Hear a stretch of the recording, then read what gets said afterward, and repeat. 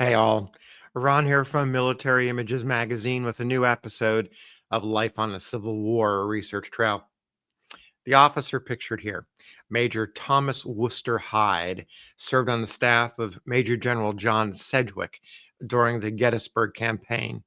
As the culminating battle unfolded, Sedgwick and his 6th Corps were many miles from the action.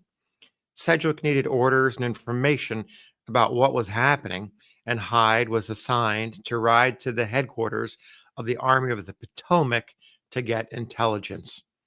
Hyde, a 22-year-old graduate of Bowdoin College who began his war service with the 7th Maine Infantry and distinguished himself at the Battle of Antietam, rode off to execute his orders. Long after the war in 1894, he told the story of the assignment in his memoirs titled Following the Greek Cross or Memories of the 6th Army Corps. I want to share his recollection of the event, which includes a brief meeting at the very end of the well remembered Council of War called by Major General George G. Meade, the commander of the Army of the Potomac, and other descriptive details. Hyde begins on the 30th June of 1863. The 6th Army Corps reached the pretty little town of Manchester, Maryland, distant about 20 miles from headquarters of the Army, then at Taneytown, and 36 miles from Gettysburg, towards which columns of both armies were directed, themselves ignorant of each other's vicinage. It was fine summer weather, and the young gentlemen of the staff improved the next day by making the acquaintance of the fair Union ladies of the place. At 5 in the afternoon, the general wanted to send an officer to General Meade's headquarters for orders and information, and as I happened to be about, I was chosen. With an orderly, I rode 20 miles to Taneytown through a beautiful country, the air filled with the scent of flowers and new mown hay. Near Taneytown, I came upon General Hancock riding to headquarters from the field, and he told me of the gallant fight of the First Corps that day, how they had been defeated by greater numbers at last, how General Reynolds had been killed, and of the new line formed in the cemetery of Gettysburg. Soon we saw the headquarters tents glimmering in the darkness, and I reported to General Seth Williams, Adjutant General of the Army, who gave me some refreshments and told me there was a council of war going on in General Meade's large hospital tent next to his. After waiting a while, he took me in, and I saw General Meade in the center, standing by a table covered with maps, and several corps commanders grouped around. There was Howard with his empty sleeve, commanding the 11th Corps, Sickles, commanding the 3rd Corps, Slocum, commanding the 12th Corps, and Sykes, commanding the 5th Corps, besides Hancock. General Meade, after finishing a remark he was making in a low voice when I entered, said, "Tomorrow, gentlemen, we fight the decisive battle of the war. Where is the officer from the 6th Corps?" As I stepped forward, he handed me, written on yellow tissue paper, the orders for the Corps and another for General Newton to take command of the First Corps. He told me to commit them to memory and destroy them in case of need, as the enemy's cavalry were reported scouting about. He then asked me if I had a cavalry escort, which I told him I had not. He offered me one. I told him I would get through quicker alone. He then said, "Tell General Sedgwick that I expect to put him in on the right, and I hope he will be up in time to decide the victory for us." General Meade's solemn bearing impressed me very much, and I felt some awe at the circumstances in which I was placed, being little more than a boy in age. Near midnight, I started on my return, feeling as if I had something to do with the fate of a nation. After a long gallop, I came upon farmers driving off their horses, who told me that Stuart's cavalry had just been behind them.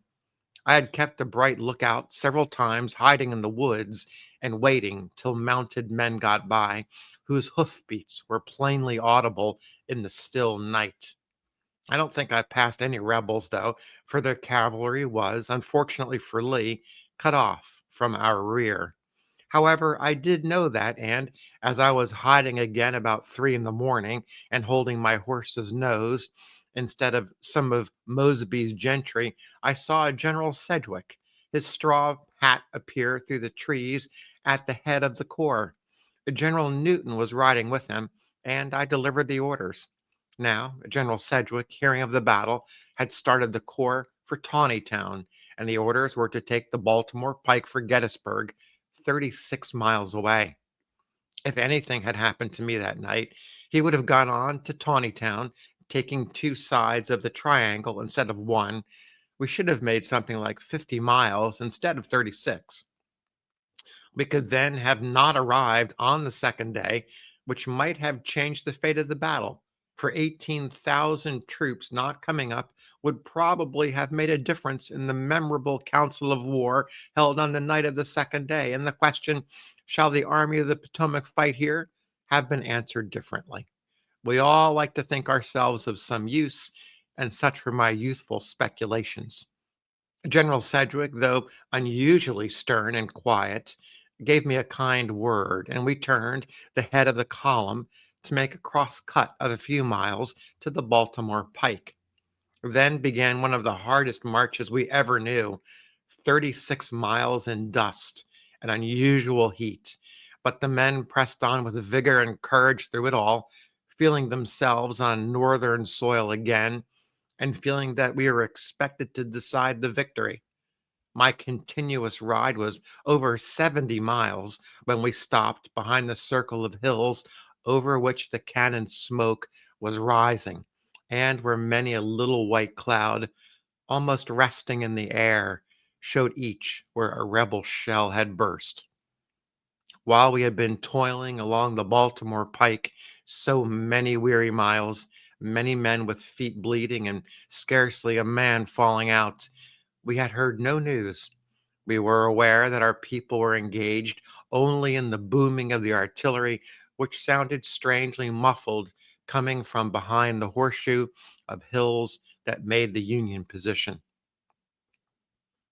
So there you have Hyde's story, his version of the accounts of that fateful evening where his youthful mind took him to being possibly a changer of the fate of the Union Army of the Potomac and Gettysburg. Now, you may be wondering what happened to him afterwards. Well, Hyde went on to lead the 1st Maine Veteran Volunteers as colonel, command a brigade in the 6th Corps, received the Medal of Honor for gallantry at Antietam, and served 3 terms as a Maine state senator. He also founded in 1884 the Bath Iron Works, a major shipbuilder that continues today as a significant provider of vessels for the United States Navy. Thanks for listening. We'll see you on the next episode of Life on the Civil War Research Trail.